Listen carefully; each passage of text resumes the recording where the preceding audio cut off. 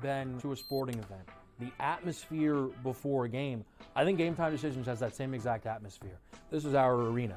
This is what we do. There is going to be an energy to Game Time Decisions that you will feel night in and night out. The excitement you get when you lock your bets in, when you're figuring out what you want to do, we can zone in on the biggest games each night. I want this to be the place that people come to before the games start so they feel as ready as possible to lock in their cards. We are going to hit every single one of those markets that you need to know about. We're going to go through every single thing, and I've got a great team behind me that's going to help me get the job done. There is not going to be a better place, I promise you, than Game Time Decisions to get that new information, react to it, and be able to then bet accordingly. We will have everything at our disposal, and we will use that to our advantage.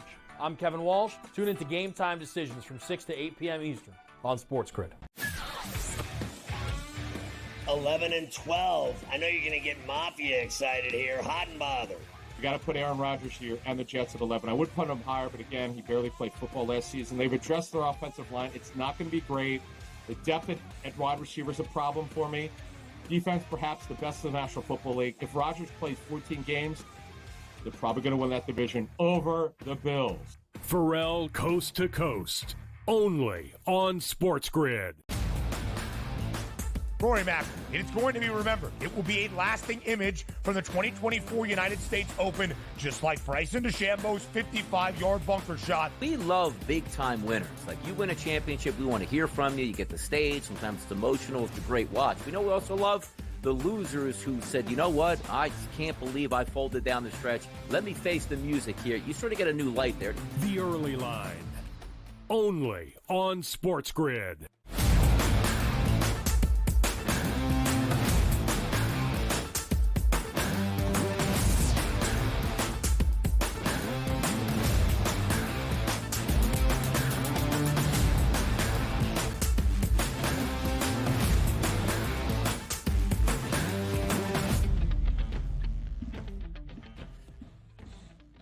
Welcome to hour number 2, live right here on this Tuesday morning on the Early Line on SportsGrid. He is Donnie Rightside. I am Ben Stevens. Still 2 hours left up until 11 a.m. Eastern time, and so much to get into here in this second hour. We'll hear from Keith Stewart up next, looking back on a historic and tremendous run for one Scotty Scheffler. 6 wins in his last 10 starts, 6 wins before July, something we have not seen since the King, Arnold Palmer, back in 1962. And where were you when you learned the 2024 NBA draft starts tomorrow? Was it on this Tuesday morning around 9:03 a.m. Eastern time? Maybe so. I think Donnie just figured it out last week.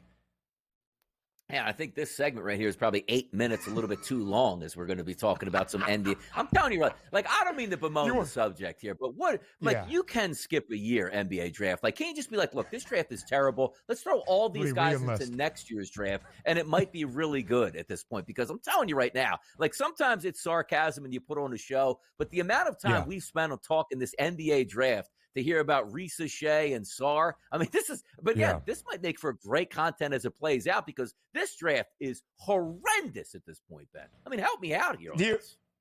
I mean, it would be very funny to say, all right, guys, we're not doing one this year. Everybody go to 2025. Right. I still find the beauty in this draft. Like it is not seniors. As good.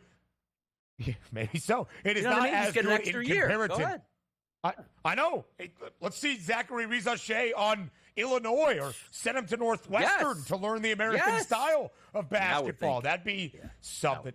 Honestly, now we are kind of thinking. It's not as good, of course, in context or comparison to drafts we have seen in years past. It pales in comparison to last year, when the focus was on the generational talent, Victor Wembanyama. But there are still storylines, like who is going to go number 1 overall. We have seen drastic odds movement in the last 5 or 6 days. That's always fun for us on a sports betting network. And of course, Bronny James is a part of the conversation. Where were those college superstars like Zach Edey or Baylor Shireman or Dalton Knecht, or the young guys out of Kentucky fall into the lottery? There are still many storylines, but in comparison, it's not as good. But I believe it was Ernest Hemingway, DRS, that once said, comparison is the thief of joy. Enjoy what you see here in the present. We will do so tomorrow night, 8 p.m. Eastern time, here on SportsGrid's NBA Draft Special. Myself, Kevin Walsh, and the coach James Young, live from our Bellworks studios. Yeah, and how about this? Like, you know what you guys should do? And again, the producers behind the scenes, call Anthony Bennett up. Get him on the air live and ask him the same questions. Like, how did it feel to be in a terrible draft where you're actually memorialized now as being that draft was so bad? Because that's what I'm expecting out of this. And by the way, Ben, like Reese Shea and all that, like, why did you just drop those guys into the Big Ten? Like, what's that about here? Like, you don't want to send them to the ACC, the SEC at this point. You drop them right into the Big Ten, handle their business.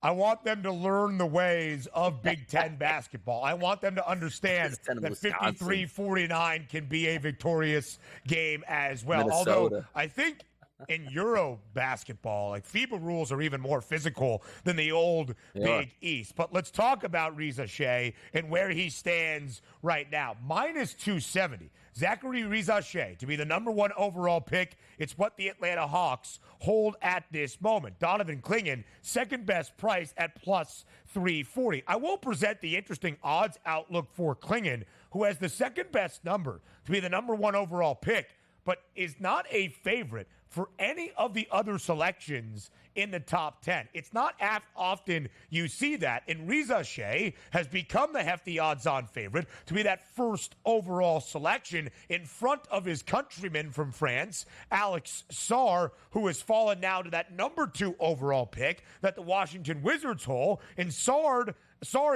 a hefty favorite there at number 2 at minus 700. And yet there's that interesting distinction. If Clingan does not go 1, where does he fall in the lottery or even the top 10? It is interesting on that. And also, not having that timeline here, are we hearing any ideas, Ben, about any trades that could go down in that top 3 here? Because it wasn't so long ago, me being a Philadelphia 76ers fan, where you go out and make that trade for Markelle Fultz with the Boston Celtics, which ended up giving the Celtics Tatum and a handful of draft picks here. So it's not uncommon that we've seen that 1, 2, or 3 pick being traded. Have we heard any thought processes that maybe we could get a surprise deal over like the next 24 hours?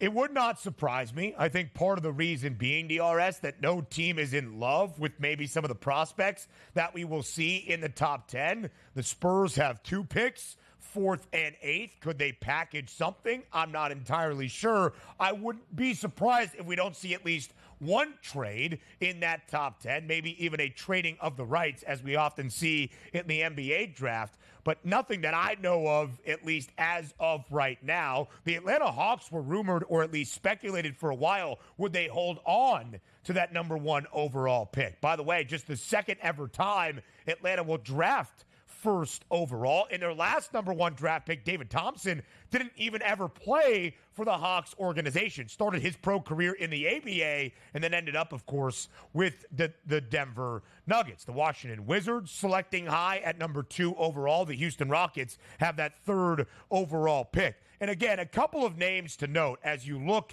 at the top 10 and some more market movement. Donovan Clingan was the favorite to be the 6th overall pick yesterday. That's according to our stat man and producer, Joe Frieso. Now he doesn't even have the second best price to go 6th overall. That's Dalton Knecht, one of the best scorers last year in college hoops for Tennessee. Would just be the 3rd ever lottery pick in program history for that Vols basketball program. Reed Shepherd, now a hefty odds-on favorite at minus 190 to go 3rd overall to Houston. If that is the case, Kentucky would have a first-round selection for 17 consecutive years in the NBA draft. Clingan's UConn teammate Steph Castle, the favorite to go 4th overall, and Matas Buzelis has the best price to be the 5th overall pick as well. And also, taking a look at that, let's just say top 6 or 7. Do we have any high risers in this draft here? Because as we know, the one thing that, I always bang on this draft with being not as talented, which might add to a lot of intrigue of where these guys are actually going. Could we see a guy like a Dalton Knecht that, let's just say he does go 6 or projected to go 6, actually bounce into the top 5 at this point? Are there any guys that could catch that late attention that maybe some of the betting public is sleeping on here, Ben? You know what is a great thing, DRS, is the fact that we now have a pretty full roster of betting odds for the NBA draft in the first round tomorrow. That was, of course, the expected outcome. But even 2.5 weeks ago, we didn't have much beyond who the favorites were to be a top 5 pick in each and every one of those draft slots. Now we have top 5 pick odds. Klingon, -210. Steph Castle, -170. Modest Buzelis at -155 as well. I need to look up his pronunciation, and we will do that before our show tomorrow. But the guy that JY referenced, Salon, is 12-1 to be a top 5 selection. Nikola Topic was going to be considered a top 5, top 10 pick, but did not measure nearly as long as they expected from a wingspan perspective, and of course is dealing with the ACL as well. Now 60-1. If the year was not 2024, but 1994, we'd probably see Zach Edey in the top 10, if not number 1 overall. He's 100-1 to be a top 5 pick. Hey, a lot of guys are getting the benefit of the doubt in this one. You're right. Like, could we see, like, let's just say this draft was actually stacked. You would also start the question, like, where's Zach Edey going to go? Is he a first-round draft pick at this point? So a lot of guys here that turn pro, it's almost like winning the lottery themselves. Like, hey, normally I wouldn't be a first-round draft pick. You get that first-round paycheck. You're going to be in the NBA for at least 3 to 4 years with a guaranteed contract, and that's a big win in itself. So if this was the year to go pro, like a Bronny James, this is the year that you want to do it. And we are seeing some changing numbers for Bronny James. His draft position prop was 44 and a hook. Now it's 47 and a half, and the over has the heavy juice. There's only 58 total picks in this NBA draft. And, of course, night 2 is on Thursday. The Lakers now into minus money to select Bronny James. We'll hit the PGA Tour up next here on the Early Line.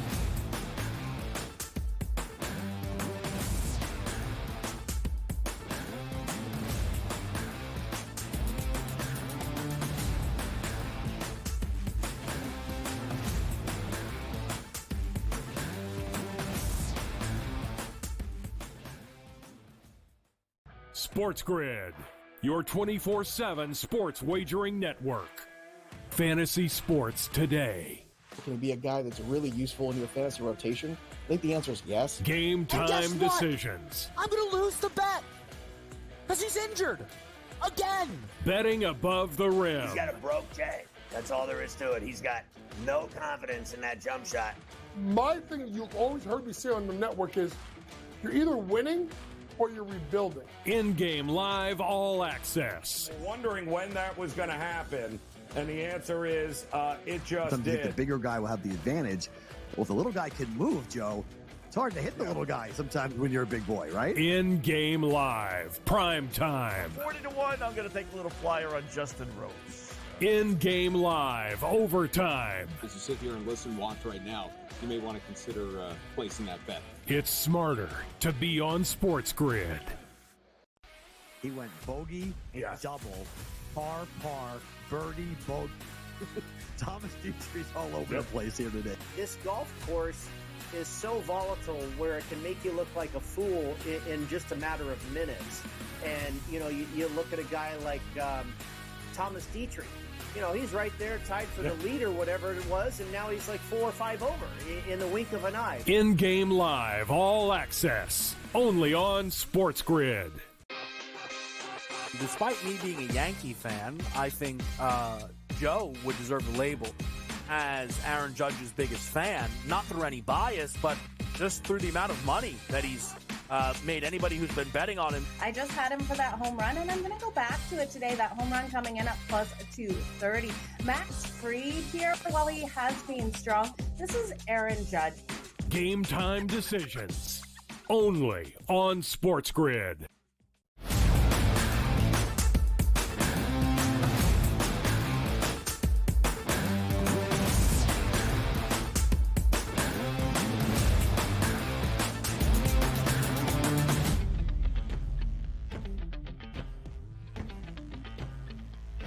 Live right here on this Tuesday on the Early Line on SportsGrid, we welcome on Keith Stewart to look back at last week at the Travelers, where Keith was in Connecticut, and more dominance out of Scottie Scheffler. And then we will look forward at this week's Rocket Mortgage Classic in the greater Detroit area as well. Keith, thanks so much for taking the time to join us here on this Tuesday.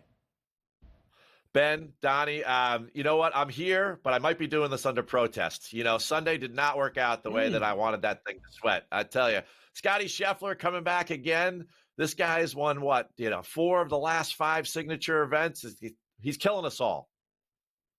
6 wins here before the month of July. 6 victories in his last 10 starts on the PGA Tour. The most wins we have seen in a single year since Tiger Woods back in 2009. The most wins prior to the month of July since Arnold Palmer back in 1962. Historic is one word to describe what Scotty Scheffler has done. Dominance potentially another. Keith, how would you describe this run for Scotty Scheffler?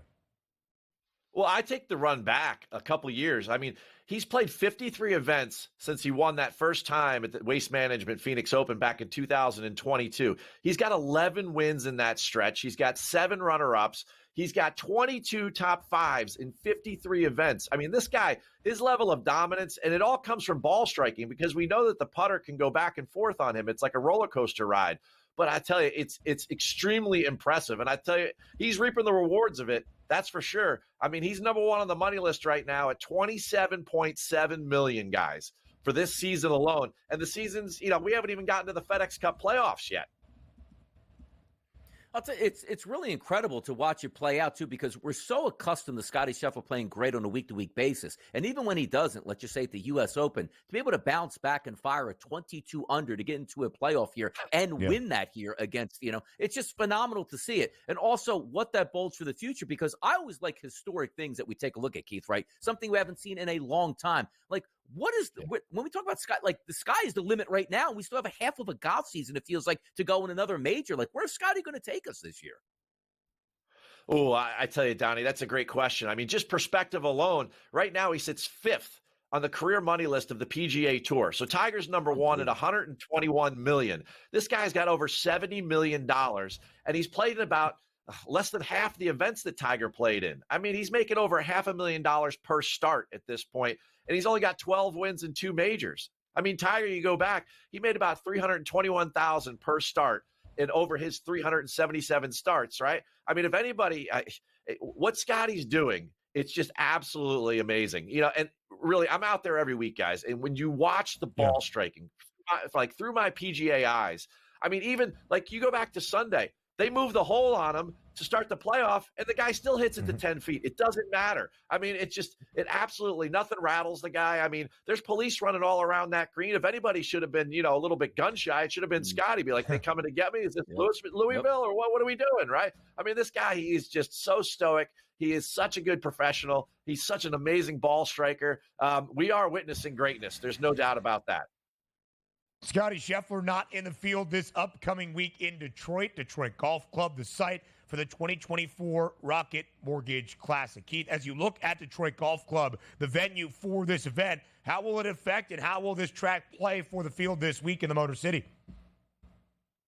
Well, what's interesting, guys, is that when the field first came out, I was like, oh, this could be a rough week because we've just come off 5 basically elite events in the last 7 weeks. But you know what? They got 10 guys in the top 50 in the world. It's a par 72 golf course. This is the 6th edition of the Rocket Mortgage Classic right there at Detroit Golf Club. They have a north and a south course there. It's a composite. They use some holes from both golf courses. 7,300 yards. You get 4 par 5s. And, of course, this is one of those birdie for back-to-back weeks. You got to either go low or you're going to go home. 156 players in the field, top 65 in ties, get to the weekend. If you want to basically take this thing down, it becomes a glorified putting contest. The guys that are winning this thing are gaining over 6 strokes on the field with their flat stick. There's not a lot of penalty off the tee. You've got to be a great wedge player and a great par 4 scorer. I mean, 4 of these par 4s are under 400 yards. Wow. It should be definitely getting some scoring here. But if we are looking at the players, so many times we're handicapping tournaments looking at the best players in the world, and it's a handful of guys that you can bet on. From a handicapping perspective, I love tournaments like this here, Keith, because you can take a look at guys that aren't used to winning week to week on the PGA Tour like Scotty Scheffler. Give us some opinions here on some guys that can actually win this tournament and maybe even some longer shots as well. Well, Donnie, that's a great point. I mean, everybody looks at these events like they're random, but I actually don't. There is a very specific path that I was just starting on right there on how to win this golf tournament. You have to be an excellent putter from 5 to 15 feet. You've got to be great with a wedge. And then those guys, we know who they are. And some of them are further down the board. And without some of the elite players there that are just so well-rounded, some of these guys are going to stand out. I'm a little worried about Tom Kim and Akshay Bhatia at the top of the board. These guys, Tom Kim, this is his 9th event in a row. Akshay, it's his 8th event in a row. To me, at some point, fatigue's got to take over. And it's been hot out there. Trust me, guys. It has been very warm. Cam Young, again, you need the putter this week. I know he had a runner-up here a couple of years ago, but when he shots 59 on Saturday, he actually lost strokes putting on the back 9 at the Travelers. I mean, I don't even know how it's mathematically possible, but he did. So I'm looking a little bit further down the board. I like a good bomber like Taylor Pendrith, who's excellent with the putter. I mean, there's some guys down there, too, in triple digits, like an S.H. Kim that's an unbelievable putter, and the guy gets the ball in play. And you look at, one of those comp courses like TPC Craig Ranch. I mean, that's a great spot there to look at. S.H. Kim finished 4th there. Taylor Pendrith won there. So those are the types of players that you want to put into your betting card.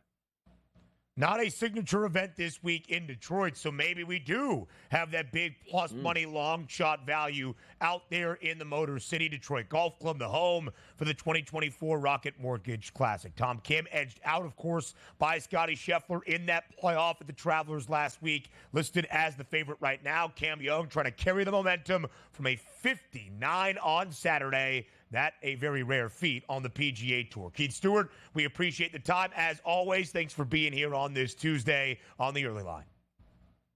Absolutely, Ben, Donnie, great to talk to you guys. And enjoy the Rocket Mortgage. I mean, this is a great week to win some money. Let's get some. Scotty's not in the event. We will do that for sure. And Donnie's favorite segment comes up next. The soccer synopsis from NBA yesterday draft here on the Early Line.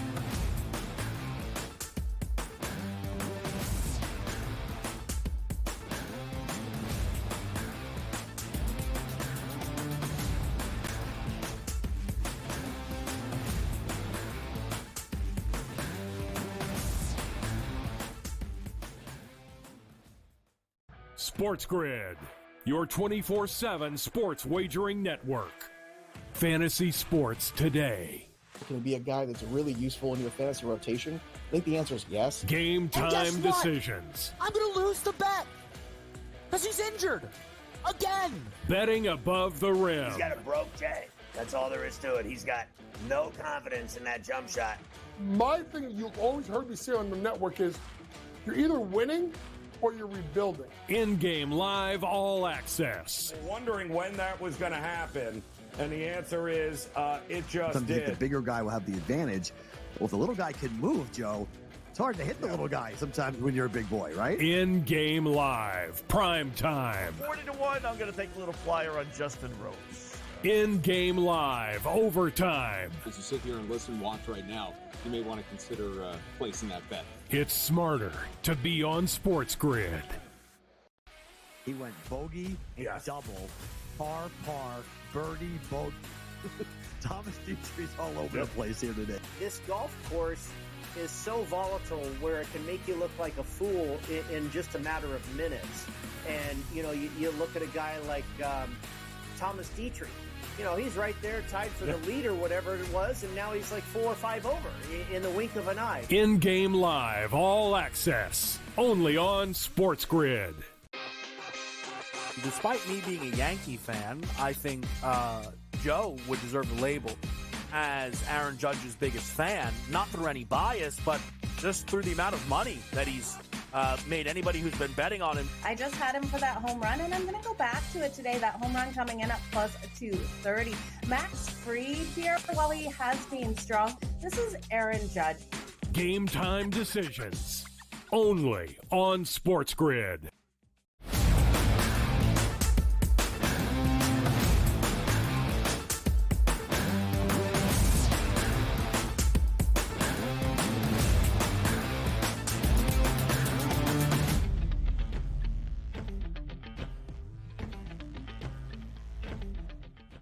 The soccer synopsis, live right here on this Tuesday morning on the early line on SportsGrid between your two premier pitch handicappers on the Spiz Grizz network. Yesterday, a thrilling ending in group play action between Italy and Croatia. The Italians needed to at least, I think, draw to advance to the knockout round of the Euros and to finish second in their group. They were down 1-0 to Croatia until the death in stoppage time, 8 or 9 minutes in stoppage time, and they find the back of the net with just about 1 minute remaining in regulation. Italy draws Croatia 1-1. Spain, as Anthony DeBundo, who actually knows soccer, told you yesterday, has looked very impressive. 1-0 victory over Albania. Yeah, and watching the game yesterday, that Italy game, it was interesting to see how it ended. And also, you want to talk about a chippy game where they were handing out yellow cards like tic-tacs in that one down the stretch with everybody crashing into each other. But that was an unbelievable goal by Italy. And I don't know if it was going to be official yesterday if they didn't at least get that draw. You'd have to wait to see what played out. But it felt like yesterday, if they didn't get that draw in that game, odds on they were not going to advance in the tournament there for the Euros. So a monster goal by Italy to actually tie the game and move on, I think, to the round of 16 at that point. It was fun to watch. But the one thing I always get a kick out of here in soccer, you equate this back to, let's just say, I don't know, the 1980s NFL, and you see the K-gun offense that was put in for the Buffalo Bills. The reason they put that in, Ben, was because they're like, you know what? It's so hard to stop this team from scoring in the final 2 minutes that the Buffalo Bills and Jim Kelly said, let's just make this our entire offense. The reason why I'm bringing that up is, how come in soccer, the final 8 minutes were so exciting here, and the entire game was so damn boring? Why can't we just play with that type of offensive urgency the entire game as opposed to walking around and kicking it backwards here? If I had one thing to change in soccer, one thing if I was commissioner, if you kick the ball backwards, you lose possession of the ball. How about that? Wouldn't that make for a better game? What are you commissioner of in soccer? Is it MLS? Is it Premier League? No, of soccer. All of it, all encompassing here. You are running FIFA, Me. a profoundly upstanding organization that under the tutelage of Donnie Rightside, I'm sure would never, ever delve into the murky waters of which they do now. Good. No, we would never take bribes, and if you pass the ball backwards, you lose the ball. And also, if you go down, like you get, I would have also, give me the VAR. You know how they go like this, Ben? Little VAR right here. Let me get this straight. VAR would be for every single so-called penalty. And if you spun around more than 2 times on the ground by getting clipped in the leg and I deem it wasn't really a foul, you're off with a red card for the rest of the game. I'm tired of seeing people rolling around as if they got hit by a sniper from the upper deck when they just got touched on the ankle. I could make so many changes where you guys would enjoy soccer so much more than you do now. Ben, every game, 6-5, every single game. We'd love soccer at that point. We'd love it. The two main components of Donnie's campaign for the head of FIFA: 1, I will not take bribes. 2, if you pass the ball back, you lose possession. We've got some more group play. That's what you need. Some more group stage action on this Tuesday. France, a hefty favorite against Poland. The Netherlands, the Dutch look pretty good as well. Now, even money, and again, these are the 90-minute results, so just take that into mind, where a tie also included. Now, again, I don't know much about soccer. I just follow things around my social media timeline. I can tell you the English, they want it to come home. They expect it to come home. And England not all that happy right now with Gareth Southgate, the manager of this English side. Gareth Southgate, if you will. They are a hefty favorite today in their final action against Slovenia, a -750 favorite to win the group. I think the English need to perform today if we are not going to see some very angry Brits there in Germany. I believe they will. And also, let me get the commissioner's hat back on, Ben. Here's what we can do as well. Every sport that you watch, there's a timekeeper. When the ball goes out of bounds, when there is a penalty, stop the clock and restart it. The extra minutes at the end where it could be 1 minute, 2 minutes, or 8 minutes here are so arbitrary. Exactly. We don't need stoppage time. Stop the clock so everybody knows exactly. Can you imagine an NBA game where we're trying to win an NBA championship and nobody knows when the game is going to end at the end of the game? Madness here. You make me commissioner. The United States as a whole will join forces with the rest of the world. So you know what? This game actually makes some sense, and we would love to get involved in it. Oh, come on. We're waiting here. We're waiting in the U.S. If any true soccer fans are watching this segment, my sincere apologies. Yesterday on the second day of Copa America, I mean, maybe so. If anybody can be in Donnie Rightside camp, they will. The Brazilians draw with Costa Rica. I'm pretty sure that is a shocking result at Copa America. In Colombia, knocks off Paraguay. I know James Rodriguez had an absolute dandy of an assist to find the back of the net for the Colombians. It's a Commissioner's Cup day in the WNBA. Up next.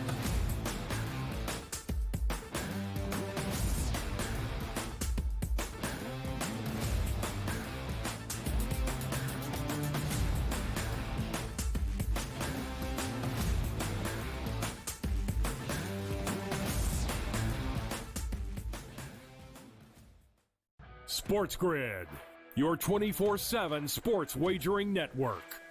Fantasy sports today. Can it be a guy that's really useful in your fantasy rotation? I think the answer is yes. Game time decisions. I'm going to lose the bet because he's injured again. Betting above the rim. He's got a broke J. That's all there is to it. He's got no confidence in that jump shot. My thing you've always heard me say on the network is you're either winning or you're rebuilding. In-game live all access. Wondering when that was going to happen, and the answer is it just did. The bigger guy will have the advantage. Well, if the little guy can move, Joe, it's hard to hit the little guy sometimes when you're a big boy, right? In-game live, prime time. 40-1, I'm going to take a little flyer on Justin Rose. In-game live, overtime. As you sit here and listen, watch right now, you may want to consider placing that bet. It's smarter to be on SportsGrid. He went bogey, double, par, birdie, bogey. Thomas Dietrich's all over the place here today. This golf course is so volatile where it can make you look like a fool in just a matter of minutes. And, you know, you look at a guy like Thomas Dietrich. You know, he's right there tied for the lead or whatever it was, and now he's like 4 or 5 over in the wink of an eye. In-game live, all access, only on SportsGrid. Despite me being a Yankee fan, I think Joe would deserve the label as Aaron Judge's biggest fan, not through any bias, but just through the amount of money that he's made anybody who's been betting on him. I just had him for that home run, and I'm going to go back to it today. That home run coming in at plus 230. Max Fried here, while he has been strong. This is Aaron Judge. Game time decisions, only on SportsGrid.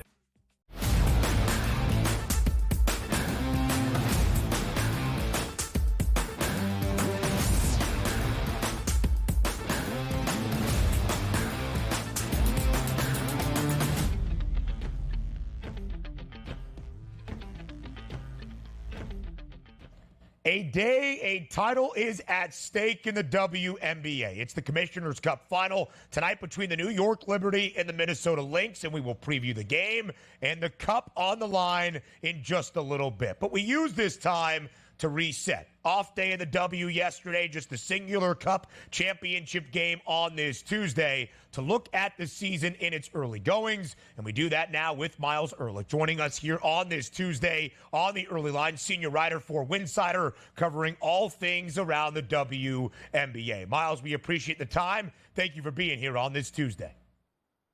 Thanks for having me. Excited to do it.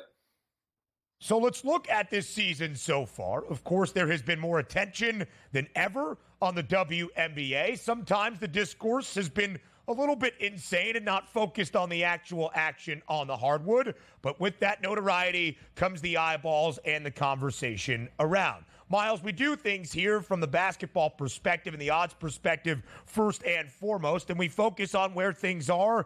Nearly 20 games, nearing the halfway point of the 40-game regular season in the W. Right now, the New York Liberty, last year's runner-ups, the best team in the WNBA, 15-3. But the Sun and the Lynx also there with 13 wins, and the Seattle Storm also joining them in double digits. When you look at the rosters and the table right now in the WNBA, what has the story been to you so far to begin this season?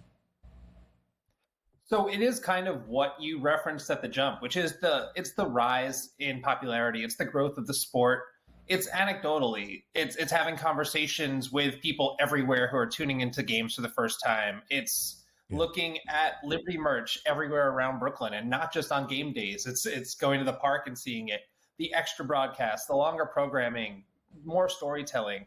And I looked at Across the Timeline, which is a terrific resource for all things W, an average attendance that is at its highest number since 2002. And it's built at a significant rate every year since the pandemic. So this is the growth that I've been anticipating since I started covering the sport back in 2019. And it's just awesome that all of that's here, even with, like you said, some of the discourse that isn't always basketball related. Yeah, it's really fantastic to watch because a lot more fans are being brought into the tent by this awesome rookie class. But if we are taking a look at the standings here in the WNBA, it's great to see some of the parity. Top 3 teams with 3 losses here, then that middle of the pack. But one of those teams here that we take a look at the middle of the pack is the Aces at 8-6. Are we surprised here, Myles, that we're taking a look and saying, you know what, the Aces in the middle of the pack as opposed to the front of the pack right now? It's surprising, yes, because you never expect to see the Aces that low, but also no, because they were without Chelsea Gray, their point guard, until very recently. Since Chelsea has come back, they've won 2 straight, and that's with her coming off the bench, but they've just looked like a different team. They just look much more comfortable with her on the floor. And I think that they're going to just rebound and be the team that we expected. And with 4 Olympians going to Paris next month, it might not be the worst thing that their minutes have been down a little bit and that they haven't been in as stressful and as high pressure situations so far. Yeah, before Chelsea Gray returned for Las Vegas, the Aces had dropped 3 in a row, their first 3-game losing skid since 2019 in 4 of their previous 5. And then you saw what Chelsea Gray brings to the Aces. 16 minutes in her season debut off the bench, 7 assists as the orchestrator of that offense. And despite, Myles, the struggle, at least throughout the regular season, in all things comparison-wise for Las Vegas, they remain the title favorites at plus 135, the 2-time reigning WNBA champs. But not all that far behind. The team Las Vegas edged out last year, the New York Liberty, at plus 190. 4 teams at this moment with 3 digits next to their WNBA championship odds. In your estimation, Myles, how many teams can realistically win the WNBA title this year? So I think that 6 teams can make noise in the postseason. Las Vegas and New York, like you said, but also Connecticut, Minnesota, Seattle, and Phoenix. With the amount of talent on those rosters, any of those teams can win a playoff series. That being said, assuming that these teams are healthy come playoff time, I don't know if I'd go beyond the Aces and the Liberty.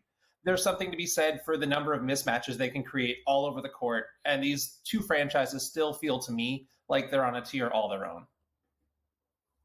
If we are taking a look at some of the best players on the best teams, which leads us into the MVP market, it seems like we might have a runaway here with A'ja Wilson, a minus 290 price here at the FanDuel Sportsbook, followed by Collier, Thomas Stewart, and Jones. Are we looking this as Asia's to lose at this point here, Myles? Absolutely. Absolutely. There was a lot of discourse about one voter last year putting A'ja in 4th place in a 3-horse race, and that seems to have motivated her this season. She is leading the league in scoring at 27.8 points per game, which is nearly 4 points ahead of Arike Ogunbowale, who's in 2nd place, and she's pulling down a league-high 11.6 boards a night, all while being the hub of that Vegas defense. It's also just the intangibles that A'ja brings. It's her leadership. It's her charm. It's her jocularity. Any sports league would be happy to have A'ja as their signature athlete. So she's just doing it all on the court and off the court.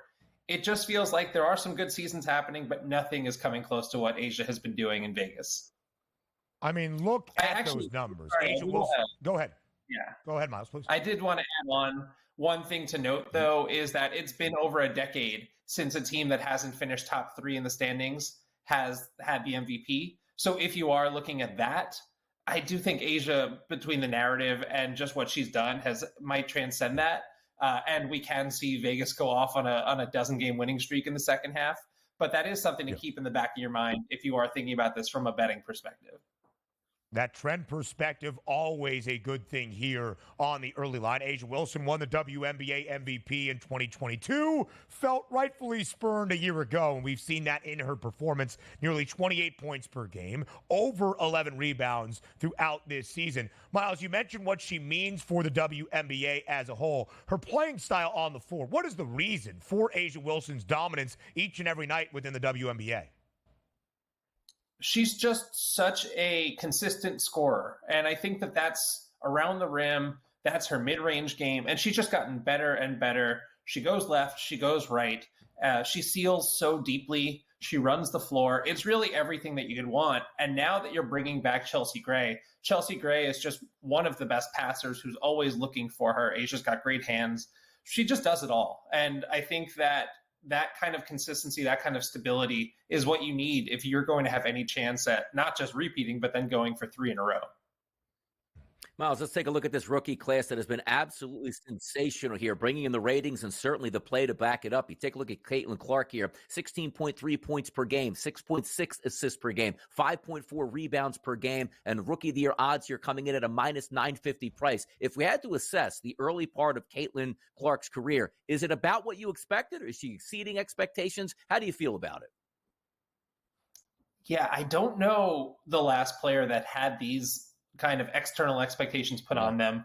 But Caitlin is pretty much exactly in line with where my expectations would have been.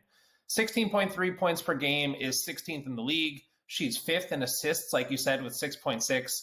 The three-pointers, she was shooting 14 a game when she was in college, and now that's down to 8 a game. So she's only making 2.8, which is still top 5 in the league. But the percentages aren't quite where we would love to see them.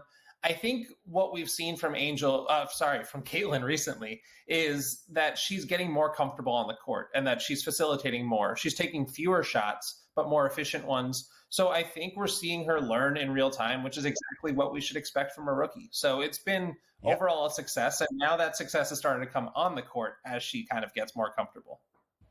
It was a grueling stretch to begin the year. 11 games in 20 days, reflected in the Fever's record as well, 2-9. But as things have settled down, both for Caitlin Clark and Indiana as a whole, 5 wins in their last 7 games in the last 17 days. We'll talk about the rest of this rookie class and preview the Commissioner's Cup with Myles Ehrlich on the other side of the break, live right here on this Tuesday on the Early Line. There's been historic marks for more rookies than just Caitlin Clark this season in the W. We break it down up next.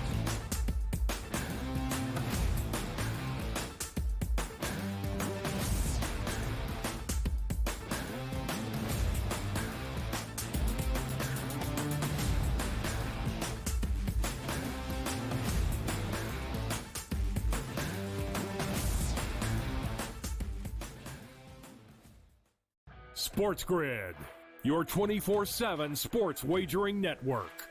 Fantasy sports today. Can it be a guy that's really useful in your fantasy rotation? I think the answer is yes. Game time decisions. I'm going to lose the bet because he's injured again. Betting above the rim. He's got a broke J. That's all there is to it. He's got no confidence in that jump shot.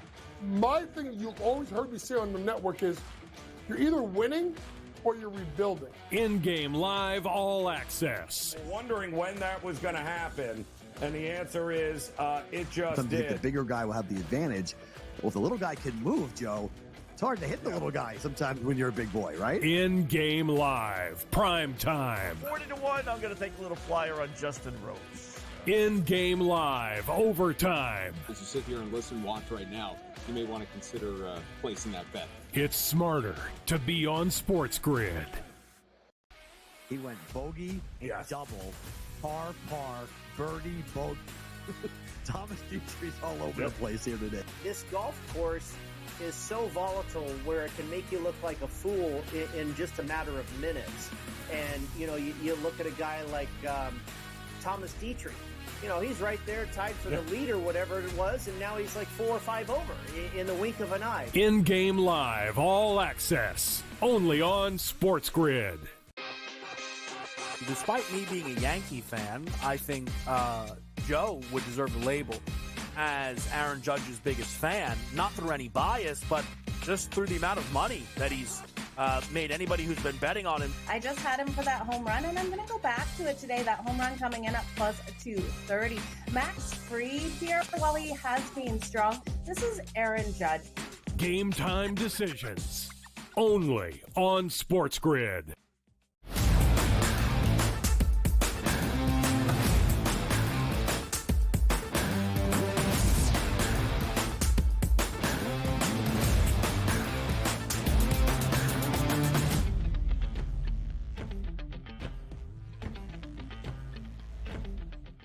Myles Ehrlich, a senior writer for Winsider, joining us here for a second consecutive segment on this Tuesday on the early line. And Myles, the last two Sunday afternoons have kind of been the encapsulation of this rookie class in matchups between the Indiana Fever and the Chicago Sky. 3 matchups this year between these two franchises, all 3 decided by a single point. All three decided by single digits, 2 of the 3 by a single point, including this past Sunday. And what a game it was in the Shy. Between the Sky and the Fever, Angel Reese, 25 points, 16 boards. Caitlin Clark, 17 points, 13 dimes. We showed you the stats this year for Caitlin Clark, the hefty favorite to be Rookie of the Year in the W at -950. If anybody is going to catch her, it seems it will be Angel Reese. 8 consecutive double-doubles here for the Chicago Sky on this run. That's the most we've ever seen in a row by a rookie in WNBA history. 25 points, 16 boards on Sunday. The first 25-point, 15-rebound performance by a rookie in the WNBA since A'ja Wilson back in 2018. Donnie asked you, is Caitlin Clark matching the extremely high expectations in her rookie campaign? Myles, same exact question for Angel Reese. Yeah, so I think that not only has Angel Reese exceeded my expectations, I think she's exceeded the expectations of a majority of the front offices around the WNBA. She dropped to 7 in the draft, and I think it won't be very long before we look back at that as a big mistake. All that being said, my questions going into this were not her motor, it was not her rebounding ability, it was her ability to finish. And she has been lower on the field goal percentage side, but she makes up for that with just her grit, her hustle, everything that she was able to do in college, shooting from these weird angles and getting it to fall. But we've also seen growth. And I think that's credit to Teaspoon and to her staff, is that Angel was not just looking to draw fouls the other day. She was making post moves. She was going around contact. And I think that that's that sign of growth that we're seeing now. Like you said, 8 straight double-doubles. She's now second in the WNBA behind A'ja Wilson with 11.1 rebounds per game. This has been amazing just to witness. And if Chicago can make a playoff push, then that plus 600 odds that you were talking about doesn't feel as long as they would have before the season. Myles, if we take a look at some action on the court tonight, we're going to talk Commissioner's Cup. Before we get into the game itself and the participants, for the people that don't know, explain to them what the Commissioner's Cup is and what's at stake today. Sure. So the Commissioner's Cup started, this will be the 4th season, and it's an in-season tournament, which is kind of like we just saw for the first time on the NBA side. And for this, in this new format that started this year, there was a 2-week stretch where every team played every other team in their conference once. So there was a 2-week stretch where it was 5 games. And from those 5 games, the top seeded represents each conference. So the Liberty are going back there for the second time in a row after beating Vegas last year. The winning team earns $50,000 per player. The losing team earns $25,000 per player. So they already got paid to be here at this point. But it's a nice little addition in the middle of the season. And yeah, the Liberty hung a banner last year for winning this Commissioner's Cup game. So it's something that both these teams take very seriously, but especially when you think about the rookies on that team who can use a little bit of extra cash. Yeah, absolutely. So the Liberty knocking off the Las Vegas Aces last year. The Aces winning it the year prior, the Seattle Storm back in 2021. In the first year of the WNBA's Commissioner's Cup. But of course, as Myles just explained, a new format this year. 1 single game, a championship on the line tonight. The Liberty, a 5-point favorite against the Minnesota Lynx. And Myles, when you look at these two teams, 2 of the hottest right now all across the W, how do the Lynx and Liberty match up in the Commissioner's Cup title game tonight? I am very, very interested to just watch the 3-point defense from both of these teams, because these are 2 of the most prolific 3-point shooting teams in the WNBA, but they're also 2 of the highest defenses, 2 of the best defenses, especially on that perimeter. And when you look at net rating, the Lynx are first, Liberty are second. But you look at scoring, Liberty are first, Lynx are third. It's everywhere. Opposing scoring, Lynx are first, Liberty are third. So I think that there's a lot of evenly matched stuff going on both sides. What it's going to come down to for me, though, it might be the rebounding. And that's something that the Liberty could not lean on last time. So Jonquel Jones, I think, is just a player to highlight. And the Lynx are 10th in rebounding percentage and the Liberty are 2nd. That's kind of the largest gap between these teams.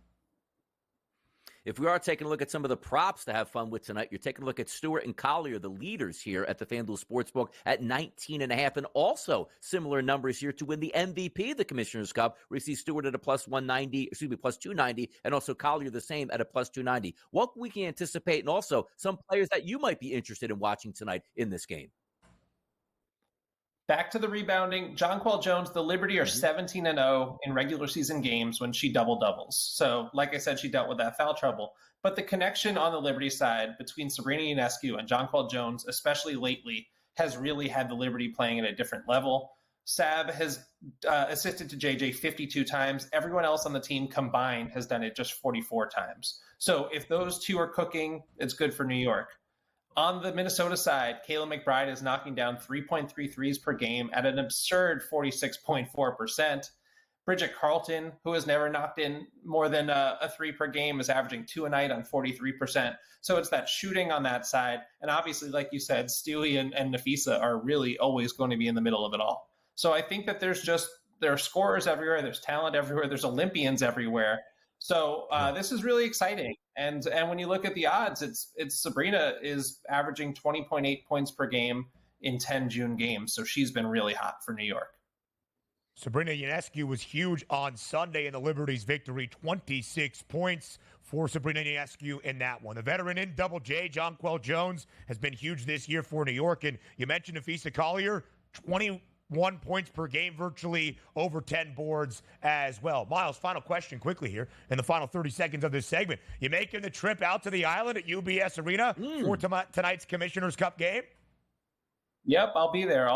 And I've never been out there for a basketball game before, so I'm excited to see what it looks like. And I hope that the crowd can make the trip as well, because this was kind of a last-minute switch.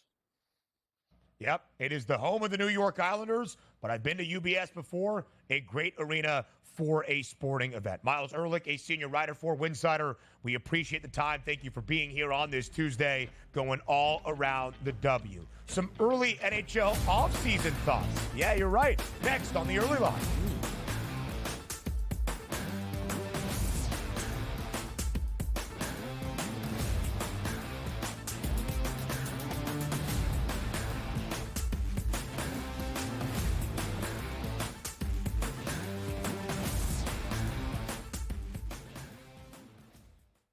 SportsGrid, your 24/7 sports wagering network. Fantasy sports today. Can he be a guy that's really useful in your fantasy rotation? I think the answer is yes. Game time decisions. I'm going to lose the bet because he's injured again. Betting above the rim. He's got a broke J. That's all there is to it. He's got no confidence in that jump shot. My thing you've always heard me say on the network is you're either winning or you're rebuilding. In-game live all access. Wondering when that was going to happen, and the answer is it just Sometimes did. the bigger guy will have the advantage. Well, if the little guy can move, Joe, it's hard to hit the little guy sometimes when you're a big boy, right? In-game live, prime time. 40-1, I'm going to take a little flyer on Justin Rose. In-game live, overtime. As you sit here and listen, watch right now, you may want to consider placing that bet. It's smarter to be on SportsGrid. He went bogey, double, par, birdie, bogey. Thomas Dietrich's all over the place here today. This golf course is so volatile where it can make you look like a fool in just a matter of minutes. And, you look at a guy like Thomas Dietrich. He's right there tied for the lead or whatever it was, and now he's like 4 or 5 over in the wink of an eye. In-game live, all access, only on SportsGrid. Despite me being a Yankee fan, I think Joe would deserve the label as Aaron Judge's biggest fan, not through any bias, but just through the amount of money that he's made anybody who's been betting on him. I just had him for that home run, and I'm going to go back to it today. That home run coming in at plus 230. Max Fried here, while he has been strong, this is Aaron Judge. Game time decisions, only on SportsGrid.